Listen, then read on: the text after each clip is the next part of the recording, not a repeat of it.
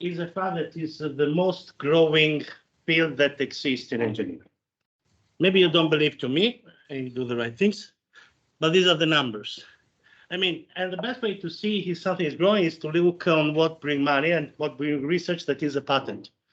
And you can see that the number of patent medical technology is higher than electrical machinery, transport, pharmaceutics, digital computer technology. And these also, you see the trend, you see the evolution. Maybe you can discuss, yeah, it is true, but these are very old data, it's 2019. Okay, I checked this morning, as always, the day before the presentation. And these are the number, and we are still first. And it's true that to the COVID, maybe digital communication and computer improve, but there is another very important data, because, I mean, patent means I have an idea, I will put some money to obtain one day a money, but in reality, you can patent what do you want, or better, you can submit a patent on what do you want, but only the smart idea, the best idea are selected. But look at here, this number, that are the percentage of grants that are patented in medical field, that are more than 80%. That means there is a lot of space to do smart stuff, important stuff, stuff that you can green. But let's say other reason why it's important to be a biomedical engineer. First of all, this is a study that I found recently. Biomedical engineering is the top 40% of career satisfaction. That means we are all happy, at least we are very happy. There are even numbers on how happy we are. And because you need to understand that in your life, we need to work a lot. 90,000 hours of working in our life, in average, okay? And I mean, we have happiness of 3.4 out of 5. That means better than others. And Forbes, maybe you heard about Forbes or CNN Money. They make a study and they found that the biomedical engineer, in comparison with all the other engineers, we are best at career, we suffer less and so on. But why is this? Because we have a lot of stimulus, we have a lot of innovation, because theoretically we can say that the possibilities are almost endless. We have everyday improvement in technology, in material, in healthcare, and so on. And also consider that if you look about 100 years ago, biomedical engineer as a proper field doesn't even exist. And look today, can you imagine in 100 years? There is huge innovation. And don't forget, another reason why it's nice to be a biomedical engineer, especially in Belgium, is that your salary will always increase. But pay attention, you need to have a master. See the difference. This is why we offer a master. And what? I mean, you already know this. You already read a lot of time. Biomedical engineering is application of the principle of engineering to biology and medicine. But I like more the second part. What a biomedical engineering want to do? What is the focus? And the focus is to help the improvement of human health and technology at all levels. And this is what we can do. And maybe it's not easy, reality not a lot. But the idea is that we really enter in the field, we interact with a lot of people, we do a lot of stuff to improve human health and healthcare at all levels. One people, the hospital, the cell, even animal and plants, but okay, let's focus on human at the moment. But you see the picture before. The real problem on biomedical engineer, it's only one. The fact that we are not alone, and the fact that most of the time we have two big environments that touch each other. And we talk about engineer and clinician. This is the next step of the biomedical engineer. This is a problem because we talk different languages, we have different approach, but we have the same focus. And the only way that exists today to be able to have a goal is considered this as a unit all together. To give some proof of this at ULB, we have two people. one engineer, that is the president of Philadelphia Biomedical, and one Nicholas Bias, that is the vice president. And only if we talk together, we can improve. You will see after us a talk with the engineer and the clinician together.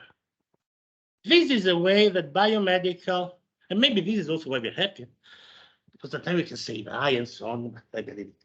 And but every time this is together. And in reality, it's even worse. That is the future. Because if we see the technology in healthcare, considering 10 years ago and today, we see they have another actor, another player, not only clinician, not only engineer, but also the patient. And everything now is personalized. Everybody's talking about personalized medicine, personalized technology. And so we need to, I don't know the name of this, but the idea is to consider them all together to be able to reach the main aim. Last but not least, I mean, some other numbers to help you. I mean, we are crisis, you want to find a job, no worries. In Europe, there are 33,000 medical technology companies.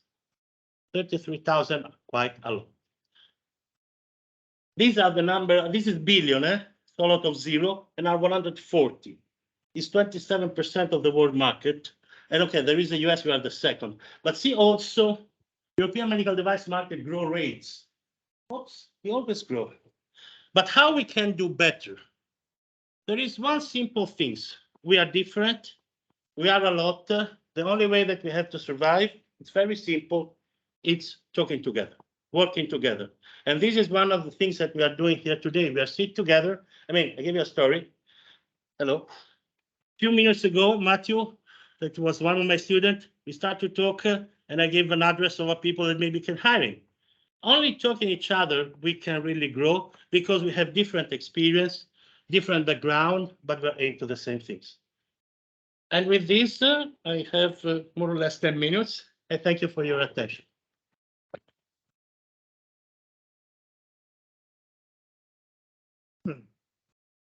Thank you, Bernardo. It's a pleasure. It's easy.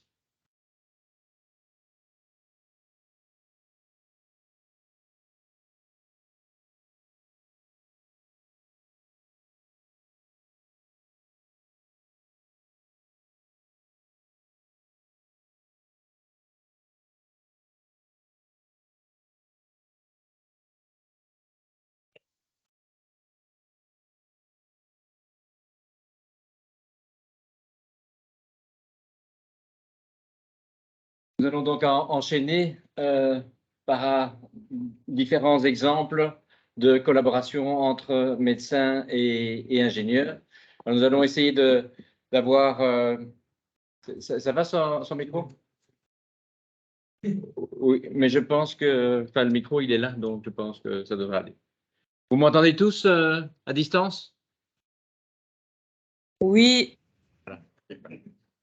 Ça a l'air d'aller. Et donc, nous allons essayer de vous montrer quelques exemples. D'abord, un exemple avec une application clinique, des exemples avec des applications précliniques, et puis un exemple de recherche. Donc, différents stades de développement et basé sur une collaboration de plus de 20 ans entre l'équipe de Jacques et la mienne. Donc, vous voyez, il y a eu plus de 20 thèses de doctorat, il y a eu 4 spin-offs, il y a eu des prix européens. Et alors aussi, c'était un peu à la base avec l'équipe du LISA à l'époque, donc avec Nadine Lassudry à la base de la fondation de la filière biomédicale. Donc, on va parler ici essentiellement d'endoscopie. Donc, mettre des tubes dans l'appareil digestif, dans l'appareil bronchique, dans l'appareil urinaire. Et la manière dont on fonctionne et qu'on continue à fonctionner, c'est on part d'un besoin médical. On se réunit assez souvent. On fait des preuves de concept basées sur des modèles, par exemple, imprimés 3D. On réalise des prototypes fonctionnels et puis si ça satisfait effectivement tout le monde, eh bien, on passe aux études sur animaux et ensuite on va un cran plus loin.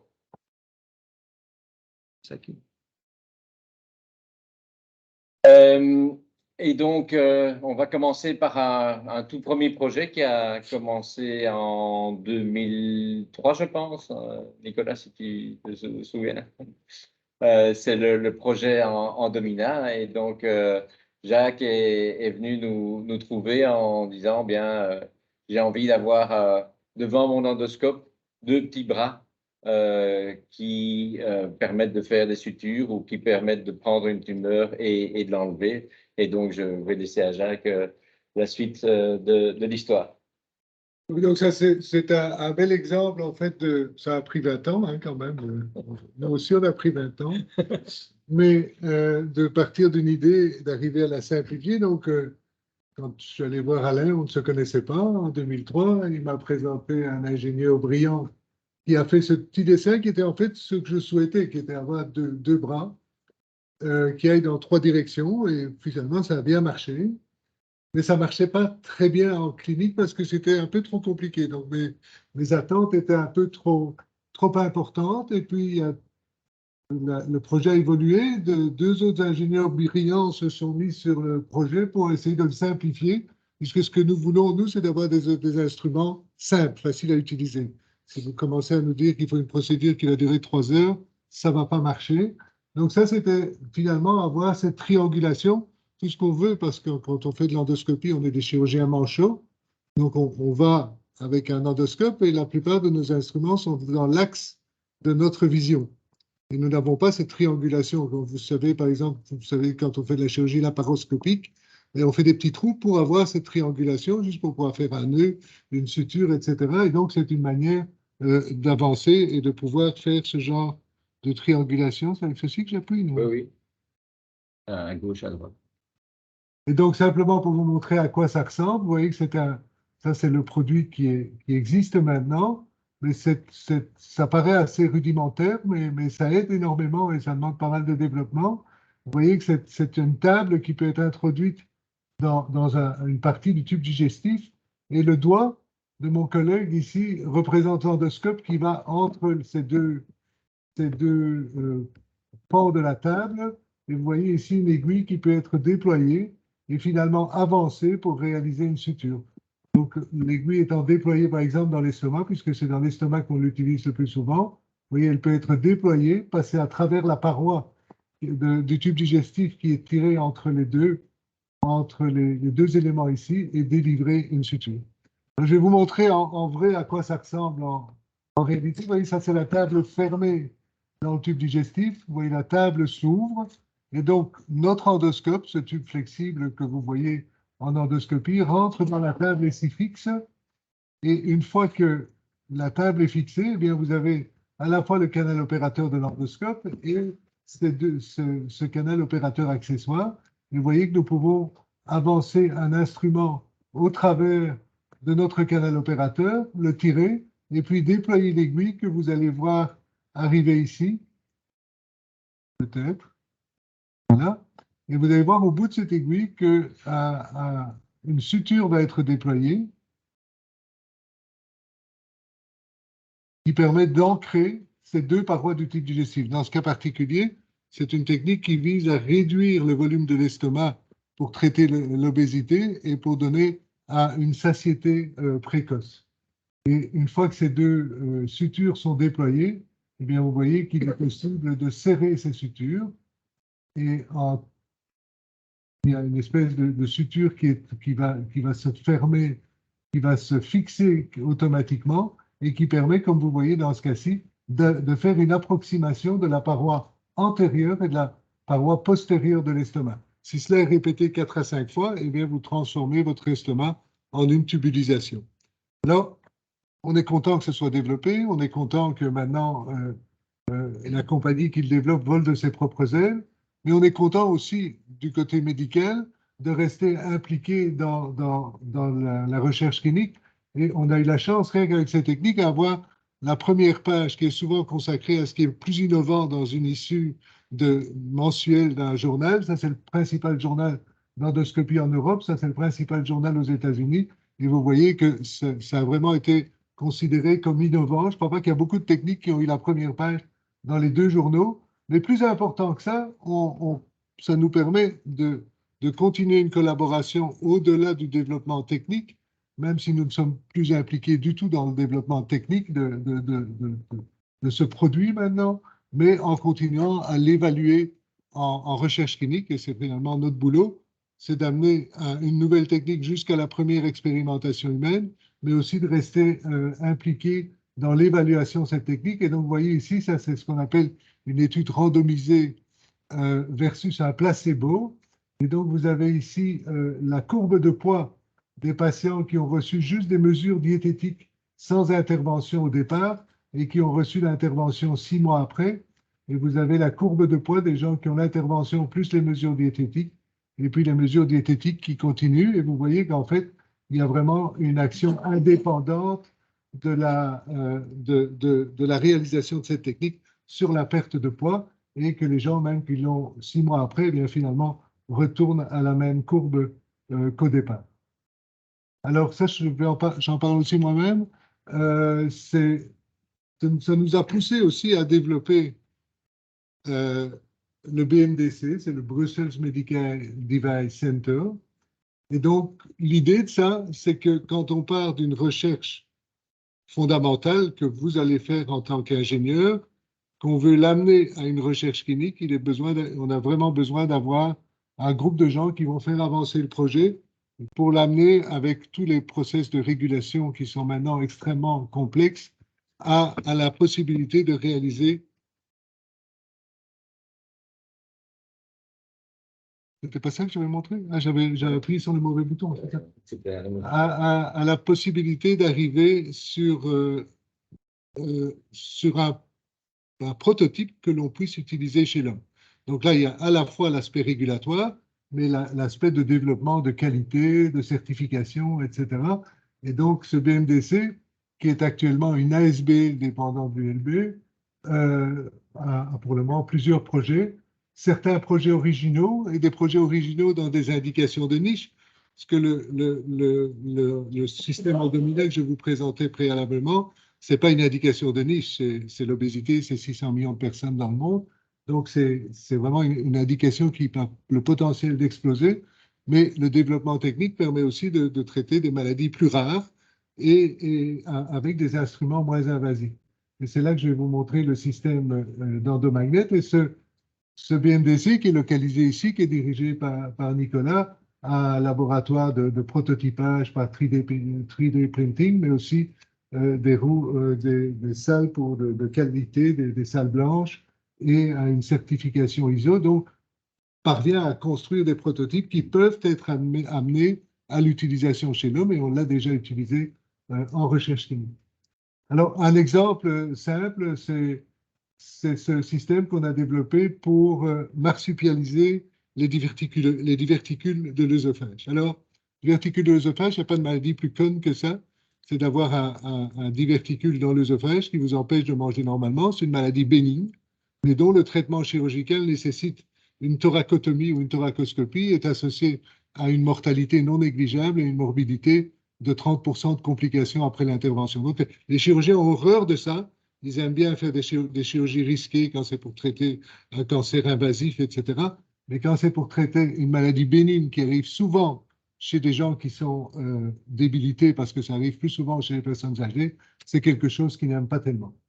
Et donc, on a eu l'idée ensemble de développer un système d'aimants qui ont d'abord été utilisés dans ces diverticules, et puis je vais vous montrer quelques exemples, et qui sont des aimants reliés entre eux, que l'on met de part et d'autre de ce diverticule, et qui ont également un fil qui est activé grâce à un ressort qui est dans un des aimants pour réaliser une coupe progressive de la paroi et qui permettent de traiter ces diverticules en une session qui dure une vingtaine de minutes. On a d'abord fait quelques études animales pour montrer qu'effectivement, on pouvait faire cette section parce que c'est vraiment remodeler le tube digestif et donc on a toujours peur d'avoir une perforation pour montrer que c'était relativement sûr parce que quand vous mettez de la pression sur un tissu vivant, dès que votre pression est au-delà de 5 ou 10 mm de mercure, eh bien, vous induisez une ischémie. Et cette ischémie progressive permet d'avoir une section du tissu, mais section qui prend quelques jours, plutôt qu'une section qu'on fait avec un bistouri et qui prend quelques secondes. À nouveau, on a eu la chance d'avoir la première page avec ce développement d'un journal, d'avoir le prix d'innovation. Donc, c'est vraiment nouveau d'utiliser des magnets connectés entre eux avec un fil qui est induit par, en anglais on dit pressure nécrose, donc nécrose induite par la pression, une section du tube digestif. Alors, juste pour vous montrer un exemple, donc ça c'est le système. Donc le principe, c'est deux aimants reliés par un fil, et dans un des aimants, le plus gros des aimants, vous voyez qu'à côté des aimants, en fait, il y a un ressort. C'est un ingénieur qui travaille avec nous, dont le grand-père ou l'oncle était horloger, qui a eu l'idée de mettre le ressort dedans. Et donc, dès qu'on relâche de l'introducteur cet aimant, en fait, ce ressort est activé et commence à appliquer la pression. Alors, on l'a testé dans une autre indication, qui est ce qu'on appelle le candy cane, un peu comme les bonbons américains, qui est en fait une complication de la chirurgie du tube digestif, où vous avez une poche qui se forme après l'œsophage quand on y suture de l'intestin grêle, et les aliments vont préférentiellement dans cette poche plutôt que d'aller dans le tube digestif. Donc, en gros, le patient vomit, a mal, a des douleurs chaque fois qu'il mange, et la chirurgie pour faire ça est à nouveau une chirurgie extrêmement invasive sur un estomac opéré, donc avec des complications majeures potentielles. Alors, vous voyez qu'avec un système, on peut aller accoler ces deux aimants, et en accolant ces deux aimants, on va arriver à réaliser une section complète de cet accolement, et je vais vous montrer un peu plus en exemple. Donc, ça, c'est le système d'introduction. Donc, tout ça a été fait en dehors de la création d'une compagnie, a été développé par le BNDC. Donc, vous voyez cette poche dont je vous parle ici sur la radio. Donc, c'est là que les aliments vont préférentiellement remonter dans l'œsophage, font mal aux patients, l'empêchent de manger. Vous avez des gens qui sont vraiment cachectiques et qui peuvent mourir de ça. Et donc, voilà le système quand on a l'aimant. Vous voyez l'aimant qui est saisi ici avec l'endoscope. Et puis l'autre aimant qui est lentement ramené contre le premier sous contrôle de radiographie. Et dès qu'on voit que les deux aimants s'attachent, vous voyez qu'ils commencent à bouger ensemble, on sait que de part et d'autre du tube digestif, ils sont accolés. Donc ces deux aimants vont créer un trou dans le tube digestif, mais un trou de manière tout à fait sûre, puisque la lenteur de cette nécrose induite par la pression va induire une cicatrisation. Et dès qu'on largue le dernier aimant, eh bien, le système, vous voyez ici, on le largue, le système va s'activer, et vous allez le voir directement activé ici. Donc ici, c'est l'aimant qui vient d'être largué. Vous voyez ce fil qui est, voilà, ici, vous voyez ce fil qui est activé, et cette faible pression qui va être exercée pendant 2 semaines va induire la section complète de ce double mur entre le diverticule et la paroi du tube digestif. Et vous voyez ici, 1 mois après, la cicatrice avec la section complète de ce diverticule sans aucune intervention. On n'a pas utilisé le moindre bistouri électrique.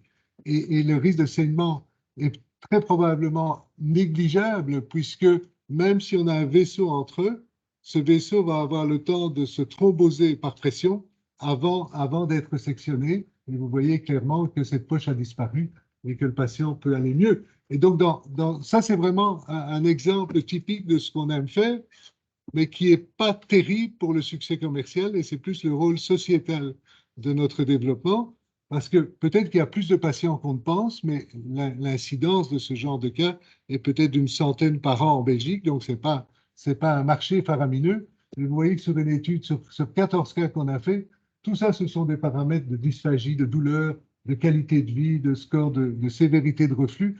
Et vous voyez que la différence est extrêmement importante. Ces patients voient leur vie transformée par une procédure qui dure une vingtaine de minutes, dans cette petite série, sans effet secondaire sévère. C'est une procédure qui peut se faire quasi en ambulatoire. Elle demande une anesthésie, et elle peut se faire en ambulatoire par rapport à une chirurgie qui demande 10 ou 12 jours d'hospitalisation. Elle est relativement facile à réaliser. C'est une indication de niche qui est probablement un peu plus large que ce qu'on pense, parce qu'on n'y pense pas quand on voit des patients où on y pense, mais comme on sait que le traitement à leur proposer est tellement invasif, on n'ose pas leur proposer, tandis que si c'était un traitement beaucoup moins invasif, on pourrait leur proposer plus facilement. Et donc, ces magnets intelligents pourraient trouver d'autres indications qui, là, ont des indications plus larges. Par exemple, la création d'anastomoses. Nous savons maintenant, avec d'autres systèmes, je vous montrerai un exemple après, créer des anastomoses entre l'estomac et le tube digestif, par exemple, chez des gens qui ont une obstruction au niveau du duodénum, mais peut-être même dans d'autres indications qui sont des indications où on veut bypasser le contact des aliments avec le duodénum, mais ces anastomoses sont toutes petites et pourraient très bien être agrandies par le positionnement de magnets qui ouvrent une grande anastomose et qui facilite le passage. Ce type de magnet résolve des problèmes sévères et complexes, change la vie des gens. C'est faisable, c'est sûr, je pense que c'est vraiment sûr. Le problème est l'indication de niche et donc le problème est de trouver le financement et le partenariat qui serait intéressant pour avoir une vraie commercialisation et même un système, dans la discussion, peut-être que Nicolas pourra en parler, ou Jean-Calix est là aussi. Dans le système actuel, c'est extrêmement difficile pour des produits de petite distribution de faire toutes les dépenses qui amènent au marquage CE, etc. Et donc, il faut soit trouver des collaborations, soit parfois abandonner des projets. Et on a au moins 2 projets que nous avons abandonnés, tout simplement parce qu'on n'a pas trouvé de partenaire, alors que j'étais tout à fait convaincu que ces projets soient extrêmement utiles pour certains patients. C'est encore moi? Non, c'est toi. Non, c'est pas. Encore moi. OK. Ah oui, je voulais vous montrer un dernier exemple, et c'est un peu dans le même sens. Quand je vous disais faire une anastomose, ça c'est l'estomac, ça c'est le tube digestif. Ça, c'est un autre exemple qui a été développé par le BNDC. Dans cette procédure, c'est eux qui ont développé ce fil guide que vous voyez qui peut être avancé dans le tube digestif. Et la particularité de ce fil guide, c'est qu'il a à son extrémité une petite lampe. Ça s'appelle le Light Beacon. Donc ça, c'est dans un projet de collaboration avec le groupe de Marseille et Boston Scientific.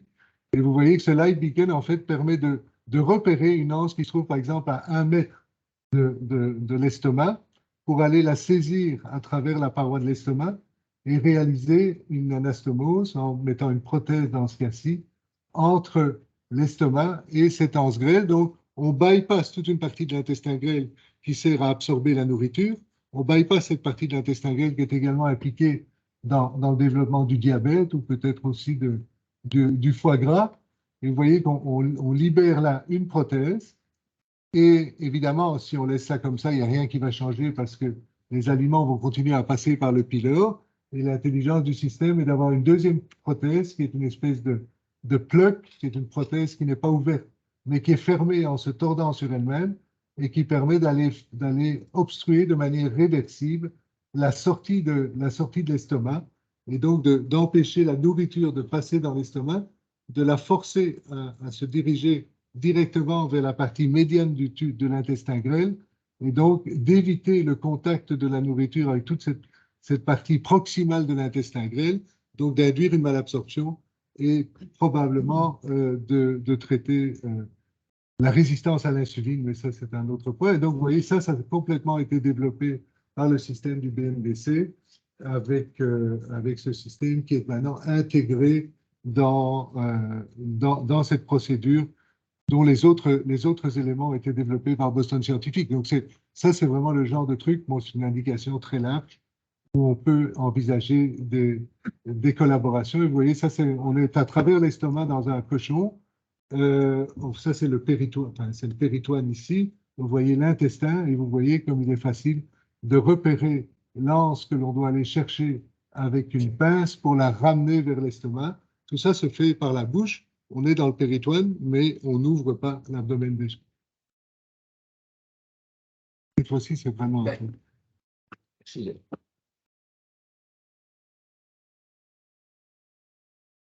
Et donc, après avoir vu d'abord le projet Indomina, qui est en étude clinique maintenant, déjà assez étendu, les 2 projets précédents qui sont pour Indomina, c'était une étude clinique pilote, et pour Beacon, vous avez vu que c'était encore sur cochon. Je vais vous présenter un autre projet qui a pu voir le jour grâce à la Fondation Michel Crémer, et c'est seulement après finalement 4 ans de financement de cette fondation que nous avons maintenant d'autres financements publics pour continuer cette recherche qui est encore plus pluridisciplinaire, parce que là, il y a non seulement eu des ingénieurs, des médecins, mais aussi des chimistes, parce que les chimistes sont venus nous parler du plasma froid. Alors, vous connaissez sans doute certains plasmas, mais qui sont assez chauds. C'est effectivement le soleil, la foudre et des traitements médicaux pour enlever des tumeurs. Mais si plutôt que d'avoir des particules plus grosses, on a surtout des particules qui sont de la taille des électrons, eh bien on obtient des plasmas froids. Et ça, vous les connaissez aussi, ce sont les éclairages néons, les fameuses boules là, où quand on approche les mains, on a tous ces petits arcs qui se créent. Et nous avons utilisé ça pour développer un dispositif pour permettre de délivrer endoscopiquement ce plasma froid. Alors, ce plasma, il est constitué d'ions qui sont très réactifs et qui permettent notamment de tuer des cellules, et je vous montrerai pourquoi ça peut être utile dans un instant. Donc, si vous avez effectivement, vous devez resurfacer une muqueuse, eh bien le plasma comme avantage que, comme un gaz, il a une diffusion homogène. Le traitement peut être assez rapide. On est à température ambiante, on reste à température ambiante. Il n'y a pas de brûlure ni de perforation. Et on peut aussi contrôler par le temps pendant lequel on produit ce plasma, on peut tout à fait contrôler son effet. Donc, vous voyez ici le dispositif qui a été mis au point. Donc, on part de gaz d'hélium. Il y a une électrode ici qui permet de générer le plasma. Et puis, on passe avec un long cathéter à travers le canal opérateur de l'endoscope pour aller resurfacer effectivement la muqueuse du duodénum. Donc ici, vous voyez que les chercheurs n'hésitent pas à mettre même leur doigt sur le plasma. Ça n'a pas beaucoup d'effet si on ne le laisse pas trop longtemps. Et donc, je vais laisser à Jacques le soin d'expliquer effectivement l'effet de ce plasma sur la muqueuse. Oui, donc c'est un système qui est toujours à l'état expérimental, mais l'idée, ce serait de pouvoir... Donc, l'idée, c'est de pouvoir détruire en surface la muqueuse dans 2 indications. La première, c'est détruire la muqueuse de l'intestin grêle proximal, qui est impliquée dans la résistance à l'insuline et dans le diabète. La deuxième, ce pourrait être aussi de détruire en surface la muqueuse dans des lésions où il y a de la dysplasie et où cette dysplasie peut amener plus tard au développement d'un cancer. Et donc, l'avantage du système serait, puisqu'il n'est pas encore totalement au point, de pouvoir délivrer le gaz au niveau du tube digestif, mais surtout d'avoir une administration qui soit homogène au niveau de toutes les villosités. Le tube digestif, ce n'est pas un truc plat, c'est un truc qui va comme ça. Et donc, ce qu'on a avec les systèmes de resurfaçage qu'on a actuellement, c'est souvent des ballons, et on écrase en fait la muqueuse, et donc ce qui est derrière le pli est protégé, et donc on ne parvient pas à le détruire. Donc, c'est le fait d'avoir une destruction homogène. Il y a encore du travail à faire pour savoir comment limiter l'administration de ce gaz à une seule région du tube digestif. Il y a eu des travaux qui ont été faits par Alias sur des organoïdes qui ont montré qu'effectivement, il y a un effet de ce gaz qui peut induire l'apoptose ou la nécrose de certaines cellules. Il y a actuellement des conditions expérimentales qui sont testées, mais qui doivent encore être améliorées. Et vous voyez le principe, même si ce ne sera certainement pas ce ballon qui sera utilisé, mais vous voyez que le principe est en fait d'avoir une partie du tube digestif qui est limitée par la présence de 2 ballons gonflés dans laquelle on puisse distribuer ce gaz. Je continue? Alors, toujours dans la même idée, pour aller encore un peu plus loin, on s'est dit dans le cadre de cette fondation qu'on avait fondée, puisqu'on a ici un fonds Erasme qui soutient des médecins, avoir la Fondation Kremer qui soutient plus des ingénieurs était évidemment intéressant. Mais plus que ça, comme on voit, l'exemple type est que vous faites votre rentrée d'ingénierie en sciences biomédicales ici sur le campus Erasme, c'est la nécessité d'avoir un contact, d'avoir une complicité et d'avoir des contacts fréquents. Et donc, l'idée était de créer un centre d'innovation médicale qui puisse mettre tous les partenaires, depuis la recherche fondamentale jusque non seulement l'élaboration de prototypes pouvant être utilisés chez l'homme, mais jusqu'à une cellule d'aide à la réalisation de recherche clinique. La recherche clinique, bon, dans certains centres, la recherche clinique est très bien organisée et fonctionne comme une routine. Dans d'autres centres, il y a certainement un besoin de support. Et donc, c'était un peu cette idée, c'est rassembler l'ensemble des acteurs, stimuler les échanges et surtout essayer de créer un vrai pôle d'excellence qui puisse attirer de nouvelles personnes qui sont intéressées de travailler dans cet environnement. Alors, il y aura toujours une activité de recherche dans ce centre qui ne sera pas gigantesque, mais qui permettra d'établir la complicité. On y fera de la production de prototypes. Il y aura des salles de simulation parce que c'est bien de développer une nouvelle technique, mais même au niveau des médecins, si vous développez une nouvelle technique, il faut aussi enseigner comment faire cette nouvelle technique. Quand vous êtes plongé dedans depuis le tout début, vous commencez à savoir un petit peu comment on le fait, mais il y a aussi cette notion d'enseignement qui pourra aider à la réalisation d'essais cliniques, de formation et finalement donner des espaces de coworking. Alors ça, c'est un premier dessin. Et vous voyez qu'il y a un peu de tout. Il y a les centres de prototypage, les zones d'échange, les espaces de recherche, un endroit où on pourrait héberger une jeune compagnie avant qu'elle ne vole complètement de ses propres ailes en fournissant des locaux à des prix relativement réduits. Et évidemment, le BNDC qui est devenu vraiment un pilier de notre développement pour permettant de faire avancer de la recherche fondamentale vers l'application clinique. Tout ça serait logé dans ce centre qui va exister puisqu'on a acheté un terrain. On n'a malheureusement pas été super bien reçu, je dirais, sur le territoire de Bruxelles. Au départ, l'idée était de le construire juste ici à côté, mais finalement, on a été mieux reçu dans la région de Charleroi et ce sera à côté de l'hôpital Marie-Curie. L'hôpital Marie-Curie est là, ce sera dans le parking que ce centre va naître. Bon, ben évidemment, il faudra des sous. On est en train de les récolter. On a déjà récolté 2 millions d'euros. Le coût total sera 4 millions 8. Donc, si vous avez des idées pour les 2,8 millions qui restent, on est évidemment preneur, mais ça demande un gros travail de contact vis-à-vis de donateurs potentiels. Voilà. Alain, tu m'as demandé de conclure, je crois. Oui. Donc, je ne sais pas si je suis légitime pour conclure à une rentrée académique de la faculté polytechnique, mais je pense que ça illustre une collaboration qui est unique dans le domaine de l'endoscopie flexible. Il y a un même type de collaboration à la Mayo Rochester, peut-être à plus grande échelle, mais peut-être avec un peu moins de complicité.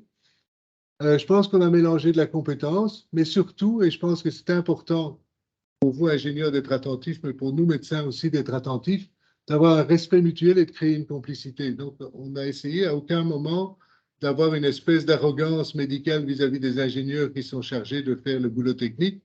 Et je pense que les ingénieurs ont essayé de leur côté de ne pas avoir d'arrogance d'ingénieur en disant, ben voilà, nous, on a développé le truc le plus malin qu'on ait jamais fait et on voudrait que vous le testiez chez des patients. Ça a toujours été un échange pour essayer d'arriver à une vraie application clinique, ce qui est vraiment très amusant par rapport à toutes les autres recherches qu'on peut faire, en particulier la recherche qui est financée directement par l'industrie, c'est qu'on a un peu de liberté, on a le droit d'avoir de l'innovation, d'avoir des initiatives, et qu'on peut suivre à une idée depuis son concept jusqu'à ses applications cliniques précoces, voire en cas de succès, jusqu'à des applications cliniques plus évoluées. Comme je vous l'ai dit, c'est un rôle sociétal. C'est pour ça que des trucs comme la Fondation ont un rôle pour financer des projets qui ne seraient pas financés ou qui ne concernent pas suffisamment de malades, parce que c'est ça la réalité de la médecine maintenant. Pour investir, il faut pouvoir avoir un return avec assez d'argent. En tout cas, quand on contacte des big players, ça va créer de l'emploi, ça c'est certain. Je pense que c'est une activité qui a de la valeur ajoutée. Et finalement, je pense que c'est une manière de s'amuser en travaillant, qui est peut-être la seule raison de continuer à travailler plus de 90 000 heures par an. C'est Bernardo qui disait ça. Et surtout de développer des traitements moins invasifs pour les patients. Et c'est une de nos belles récompenses, c'est quand un patient arrive avec un grand sourire en disant « Voilà, notre vie a changé depuis que vous avez fait ce traitement et que ce traitement n'est pas très invasif. » Voilà, je vous remercie.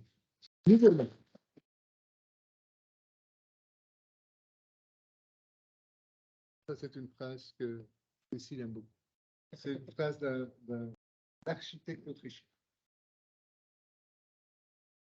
Je ne sais pas si vous avez des questions, des remarques, des suggestions. Des critiques? C'est quand? Allez, c'est quand le bâtiment sera là? Ah ben, le terrain est acheté le mois prochain. Oui, le terrain est acheté le 28 novembre et il faut compter 4 ans. Voilà. J'espère que je vivrai encore pour le voir. Certainement, Jacques. Si je peux me permettre, s'il n'y a plus d'autres questions, de dire un petit mot. Félicitations. Et vous avez mon admiration, Jacques et Alain, pour tout ce que vous avez fait. Et évidemment, ça relève aussi de l'enthousiasme que notre maître Michel Crémer nous a fait enseigner. Je pense qu'il y a un truc, parce que là, vous êtes dans la séance académique des biomèdes, et c'est très bien, c'est merveilleux, mais il y aurait certainement un input supplémentaire à faire au niveau de la faculté de médecine pour les jeunes médecins par rapport à ce type de collaboration qui est essentiel à mon avis et qui, bon, moi je suis titulaire du cours d'informatique médicale et je vois très bien que les jeunes médecins ne connaissent pas encore l'informatique et pourraient bénéficier de tas de choses que les polytechs et toutes les autres facultés pourraient leur apporter. Et donc, voilà, c'est juste une petite chose, mais en tout cas, je vous félicite pour tout ce que vous avez fait parce que on a vécu longtemps ensemble, plus de 40 ans, Jacques, hein, et on a fait pas mal de trucs ensemble. Je suis un peu ému, hein, mais voilà. Merci Olivier. Merci. Non, mais c'est vrai qu'on avait pensé aussi, ceci dit, faire, on avait même à un moment, peut-être que ça reviendra, faire une chaire commune entre Polytech et médecine pour essayer de partager cette idée de collaboration. Ben, ça n'a pas été accepté une première fois, mais ce sera peut-être accepté une deuxième fois. On peut réessayer en tout cas. Pas d'autres questions, commentaires? Tout le monde est précisé. Oui, oui. Je me demandais juste comment vous comptez peut-être. Est-ce que vous avez des plans pour collaborer avec la Flandre, par exemple? Ou c'est pas du tout.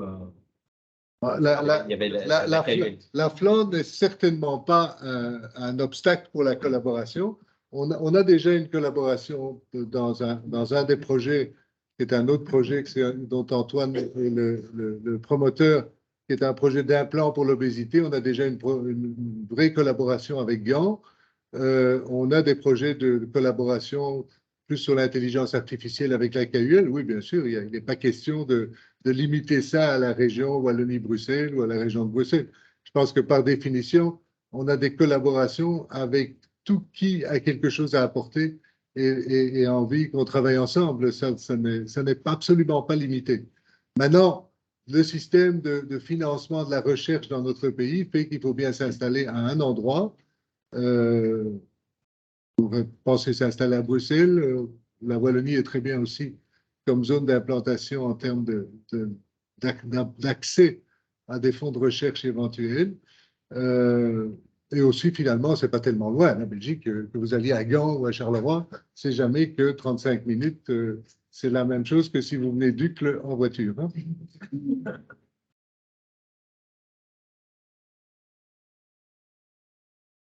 Question, alors, propose de... Oui. Une question, c'est Ouais. il y aura des cours de Polytech Biomètre à Charleroi? Donc ça, c'est le... Parce que pour le moment, il n'y a pas d'ingénieur. Non, il n'y a pas d'ingénieur biomètre à Charleroi. C'est sûr que si le centre se construit comme on le pense, c'est une voie supplémentaire pour avoir des biomètres à Charleroi. Et donc, Magnifique est déjà d'accord par rapport à ça, parce que ça serait effectivement un beau débouché pour créer un master à Charleroi. Oui, il y a bachelier, mais il n'y a pas un bachelier biomètre. C'est pas il y a pas de- Non, non, c'est plutôt option électronique, électromécanique. Et voilà,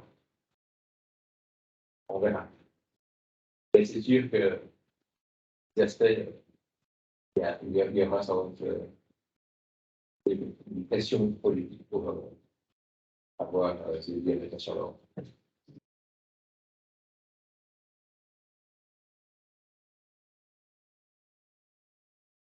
Au revoir. Tout le monde a...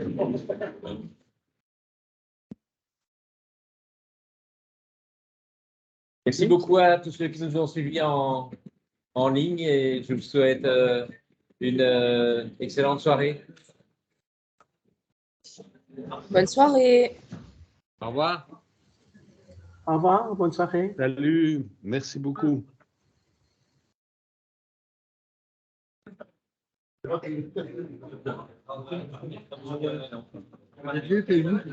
Oui.